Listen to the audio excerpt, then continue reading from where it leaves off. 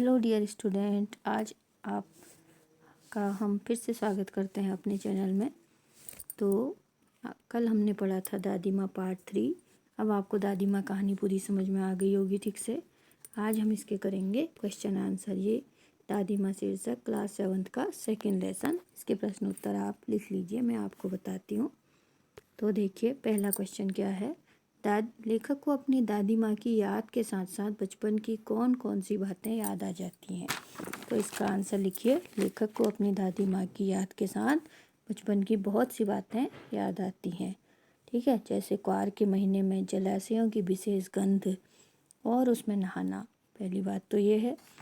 और उसके बाद बरसाती घासें, रामी चाची का आशीर्वाद, किशन भैया की शादी की तैयारियां, संगीत, दादाजी की मृत्यु के उपरांत लोगों के बदलते चेहरे आदि लेखक को बचपन की सारी बातें याद आ जाती हैं। ठीक है, अगला क्वेश्चन आपसे पूछा गया है, दादा की मृत्यु के बाद लेखक के घर की स्थिति खराब क्यों हो गई अचानक दादाजी की मृत्यु के उपरांत। ठीक है, तो वो इसलिए खराब हो गई क्योंकि दादाजी के मान सम्मान के साथ साथ दादाजी एक अच्छे पद पर कार्यरत थे और कुकुरमुत्ती के समान मौका परस्त लोगों ने उनके निधन के बाद आर्थिक और मानसिक चोट उन्हें पहुंचाई।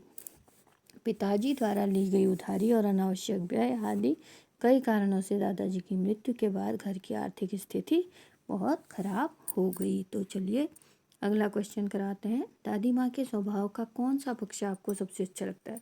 वो कहते हैं कि दादी माँ स्वभाव से तो अच्छी ही थी, उसका आपको कौन सा पक्ष सबसे अच्छा लगा और क्यों लगा कहानी में। तो दादी माँ के स्वभाव के हम कोई एक पक्ष की बात नहीं कर सकते।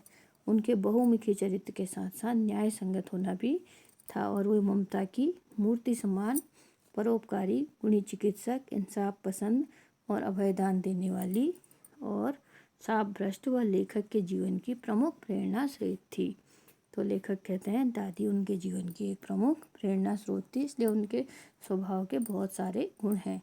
ठीक है, परोपकारी थी, गुणी चिकित्सक थी, जो पहले से लोग वैसी चिकित्सा कर देते थे जो आपको इसमें दिखाया गया है कि दादी कैसे जब बुखार आता था कैसे नापती थी, क्या करती थी, कैसे दवा देती थी ना। और अभयदान देने वाली, जैसे लेखक कोई गलती करते थे तो दादी के पीछे छुप जाते थे तो वो बचा लेती थी। इस टाइप से उनके पक्ष की बातें लेखक ने की हैं। तो कहानी में और आगे क्या है, महीनों के नाम पड़े होंगे, क्वार, आषाढ़, माघ, इन महीनों में मौसम कैसा रहता है। दोस्तों आप भी बता सकते हैं। चलिए, बाकी इसमें कुछ नहीं है आपके लिए। और इस कहानी से आपको क्या शिक्षा मिली है। इस कहानी से आपको यह शिक्षा मिली है कि हमें अपनी दादी से अत्यंत प्रेम करना चाहिए और दादी हमें बहुत प्रेम करती हैं। दादी जो है अपने पोते पोती और इनको सबको, जो भी दादी माँ होती हैं, बहुत ज़्यादा प्यार करती हैं और हमें भी उनका मान सम्मान करना चाहिए और उनकी बातें माननी चाहिए। ठीक है बच्चों, तो फिर आपको मुझे ये ज़रूर बताइए कि आपको ये कहानी कैसी लगी। अब हम आपको आपके साथ नई कहानी के साथ फिर मिलेंगे अगले दिन। चलिए ठीक है, थैंक यू।